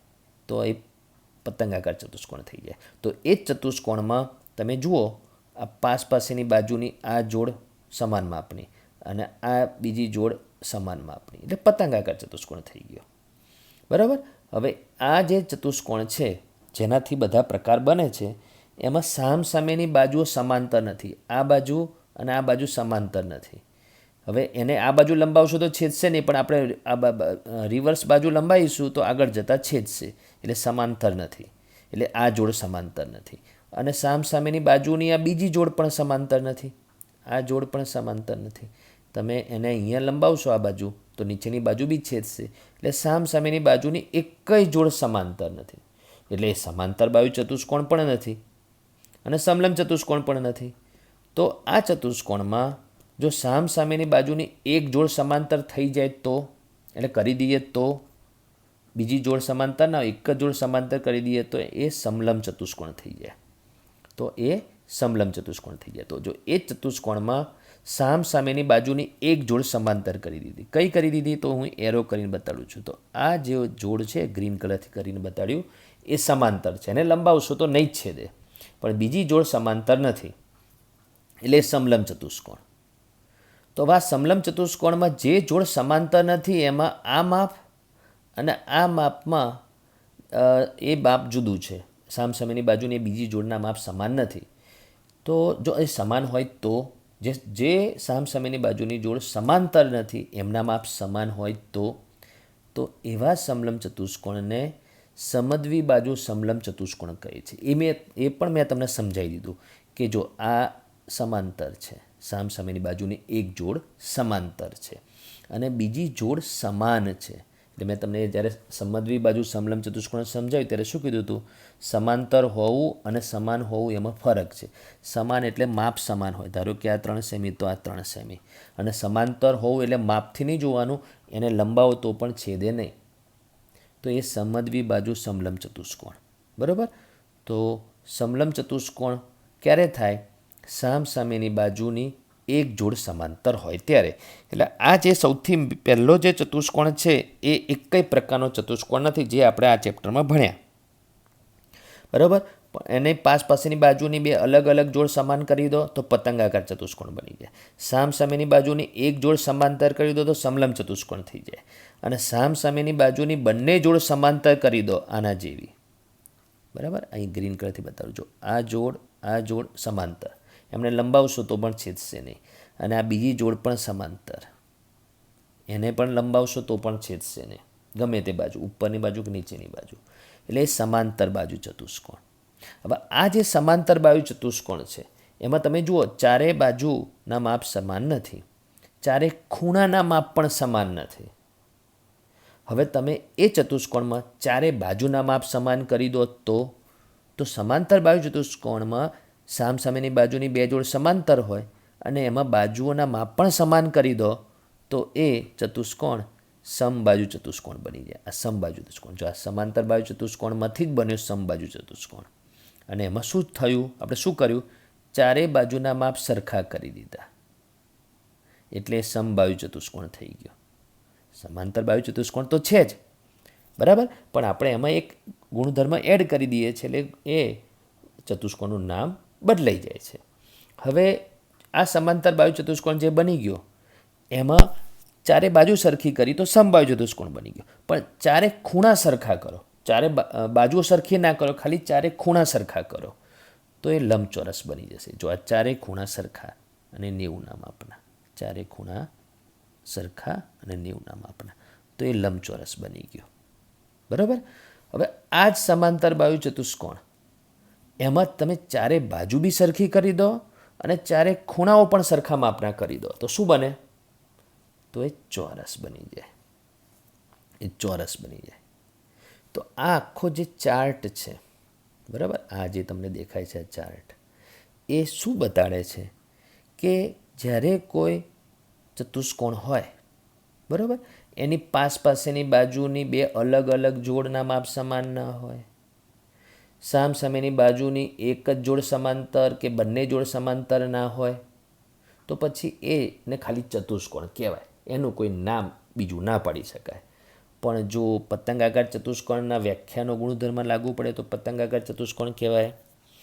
પતંગાકાર ચતુષ્કોણમાં ચારે બાજુ સરખી કરી દો તો એને સમબાજુ ચતુષ્કોણ કહેવાય. તમે જો અહીંયા એરોથી હું બતાડું છું કે જો જે ચતુષ્કોણ છે, બરાબર, એમાં પાસેની બાજુની બે અલગ અલગ જોડ સરખી કરી દો તો પતંગાકાર ચતુષ્કોણ થઈ જાય. પતંગાકાર ચતુષ્કોણમાં ચારે બાજુ સરખી નથી હોતી પણ એને સરખી કરી દો તો સમબાજુ ચતુષ્કોણ થઈ જાય. બરાબર? પછી એનાથી આગળ એનો પ્રકાર શું છે કે જો એ ચારે બાજુ સરખી કરી અને ચારે ખૂણા પણ સરખા કરી દો તો ચોરસ થઈ જાય. બરાબર? એટલે આપણે કયા રસ્તેથી આવ્યા? તો આપણે ચતુષ્કોણમાં આ રસ્તેથી આ ચોરસ સુધી પહોંચ્યા. બરાબર? અને એના ઉપરથી હું તમને યાદ રાખવાની ટેકનિક બતાડું. શું યાદ રાખવાની ટેકનિક બતાડું? દરેક ચોરસ, જો ઊંધું નીચેથી બોલું છું, દરેક ચોરસ એ સમબાજુ ચતુષ્કોણ છે.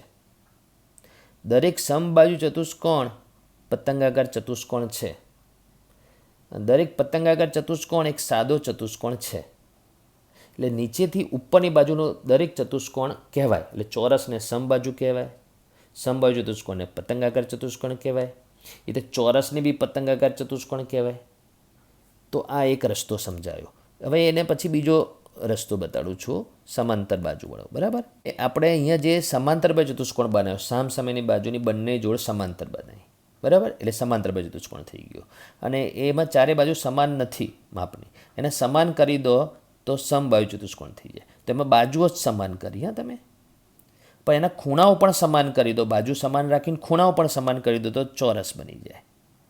તો આપણે અહીંથી અહીંયા આવ્યા, પછી અહીંયા આવ્યા, અને પછી આ ચતુષ્કોણ બનાવ્યો. બરાબર, હવે આપણે એને રિવર્સમાં બોલું છું તો દરેક ચોરસને સમબાજુ ચતુષ્કોણ કહેવાય, દરેક સમબાજુ ચતુષ્કોણને સમાંતર બાજુ ચતુષ્કોણ કહેવાય, અને દરેક સમાંતર બાજુ ચતુષ્કોણ એક સાદો ચતુષ્કોણ તો છે જ. બરાબર, એ રીતે સૌથી નીચે જે ચોરસ છે તો ચોરસને સીધું સમાંતર બાજુ ચતુષ્કોણ પણ કહી શકાય. તો એને આપણે સરળતાથી યાદ રાખવું તો શું યાદ રાખવાનું?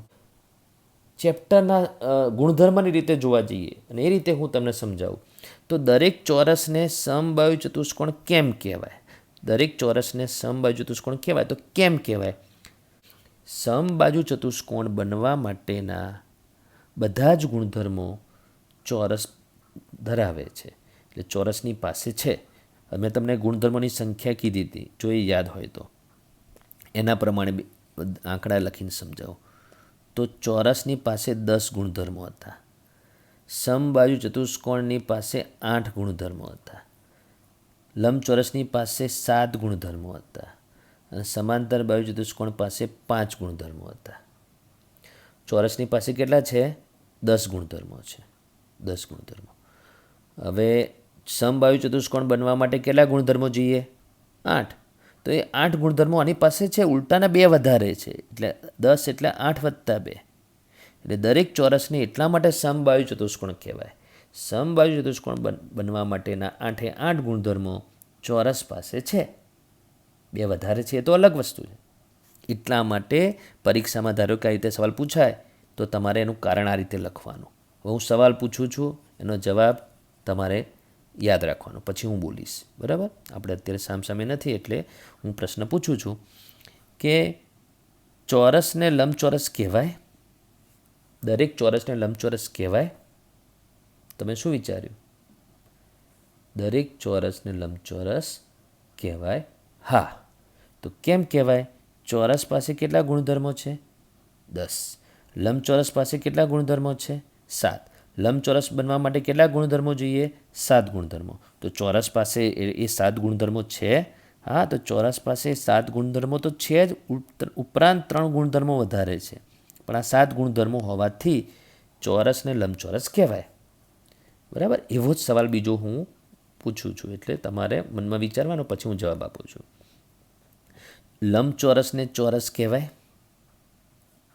તો લંબચોરસને ચોરસ ના કહેવાય. કેમ ના કહેવાય? ચોરસ બનવા માટે કેટલા ગુણધર્મો જોઈએ? 10. પણ લંબચોરસ પાસે કેટલા ગુણધર્મો છે? 7 જ. એટલે લંબચોરસને ચોરસ ના કહેવાય, ચોરસને લંબચોરસ કહેવાય. એ રીતે લંબચોરસને સમાંતર બાજુ ચતુષ્કોણ કહેવાય. કેમ કહેવાય? સમાંતર બાજુ ચતુષ્કોણ થવા માટે કેટલા ગુણધર્મો જોઈએ? 5. લંબચોરસ પાસે એ 5 ગુણધર્મો બી છે અને 2 વધારે છે. તો આ આખો ચાર્ટ તમે સમજી ગયા છો. બરાબર, આ ચાર્ટ તમારે 2-3 વખત એને રિપીટ કરવાનો. કઈ રીતે રિપીટ કરવાનો? દોરવામાં એટલે બનાવવામાં. તમે એમાં આકૃતિ ના દોરો તો કંઈ નહીં, પણ લખવામાં એના ગુણધર્મોની સંખ્યા લખવાની, અને ગુણધર્મો કયા છે એ પણ ખબર હોવી જોઈએ. હવે આ વિડીયોમાં તમે શું સમજ્યા? ચતુષ્કોણના પ્રકારો સમજ્યા, એની વ્યાખ્યા જોઈ. બરાબર, એના ગુણધર્મો જોયા, ચતુષ્કોણના પ્રકારોને ઓળખતા શીખ્યા.